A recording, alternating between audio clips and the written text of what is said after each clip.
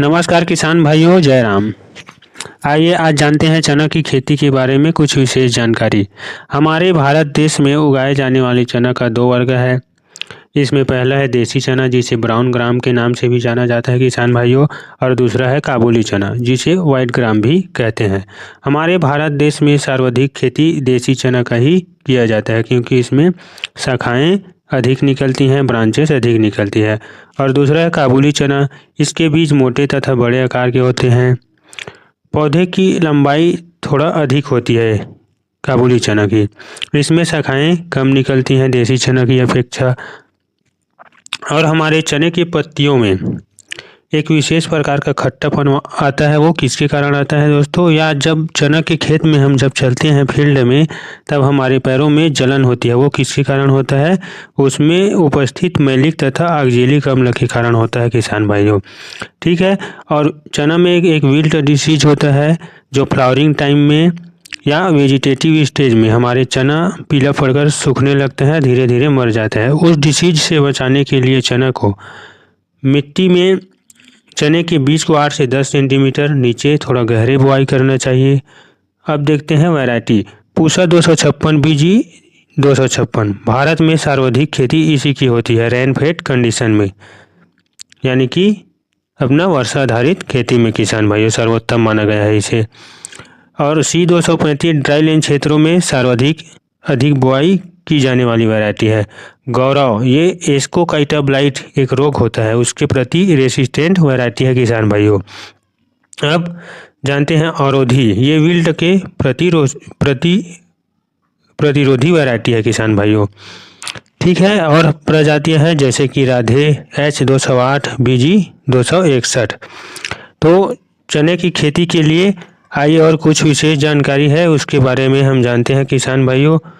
चने की खेती धान की फसल काटने के बाद की जाती है, और चने की खेती के लिए हल्की मिट्टी या दोमट मिट्टी अच्छी मानी जाती है। जमीन में जल निकास की अच्छी व्यवस्था होनी चाहिए किसान भाइयों। और इसके लिए pH मान कितना होना चाहिए हमारे मिट्टी का? 5.5 से 7 pH वाली मिट्टी अच्छी होती है। चने की खेती के लिए रेतीली या चिकनी मिट्टी बहुत अनुकूल मानी गई है किसान भाइयों। तो इन सब चीज़ों को ध्यान में रखते हुए खेती करने से हमें अच्छा उत्पादन मिलता है। चने की खेती के लिए सर्द मौसम वाले क्षेत्र बहुत ही अच्छी होती है, और चने की खेती के लिए मध्यम वर्षा वाले और सर्दी वाले क्षेत्र सर्वाधिक उपयुक्त होती है। ठीक है। असिंचित दशाओं में देरी से बुआई की दशा में 2% यूरिया के घोल का फूल आने के समय में छिड़काव करना बहुत लाभदायक माना गया है किसान भाइयों।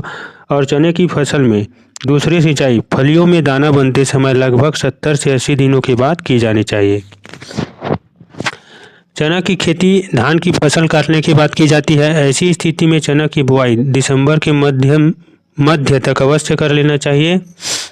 अधिक देरी नहीं करना चाहिए, क्योंकि इससे हमारे पैदावार या उत्पादन में कमी हो जाती है। तो चने की फसल को अधिक विलंब में बुआई नहीं करना चाहिए, क्योंकि इससे हमारा पैदावार घटता है किसान भाइयों। तथा चने का अधिक विलंब से बुआई करने पर फसल में फली बेधक कीट, जिसे पोट बोरर कहते हैं, हमारे चना में जब दाना बन रहे होते हैं या फली लगते हैं हमारे दाना में, उस समय ये फल को भेद कर अंदर घुस जाते हैं और अंदर ही अंदर ये खोखला कर देते हैं किसान भाइयों। तो अधिक देरी बुआई करने से इस कीट की संभावना बनी रहती है। अतः अक्टूबर के प्रथम सप्ताह तक चना की बुआई सर्वोत्तम माना गया है किसान भाइयों। असिंचित या देरी से बुआई में इसे तो मैं बता ही दिया हूँ किसान भाइयों। असिंचित या देरी से बुआई करने पर 2% यूरिया का फूल आने के समय में छिड़काव करना चाहिए। ये बहुत ही लाभदायक होता है। अब जानते हैं थोड़ा फलीवेदक कीट के बारे में। इसका वैज्ञानिक नाम है हेलिकोवर्पा आर्मीजेरा के नाम से भी इसे जाना जाता है। यह दुनिया भर में चना उत्पादन के लिए एक बहुत बड़ा खतरा है ये कीट। ठीक है। इस कीट के लार्वा चना, कपास और मक्का एवं टमाटर की फसल में हानि पहुंचाता है और हमारे उत्पादन या उपज को कम करता है। इस कीट के युवा ग्रब जब चना में फल लगते हैं उस समय युवा गर्भ फली के अंदर छेद करके घुस जाते हैं और विकसित हो रहे हमारे दाने को खोखला कर देते हैं, अंदर ही अंदर खा जाते हैं। इस कीट यानी कि फली भेदक के जीवन चक्र में 4 चरण होते हैं। कितने चरण होते हैं? 4 चरण। पहला है अंडा, दूसरा लार्वा और तीसरा प्यूपा एवं चौथा है वयस्क कीट या एडल्ट।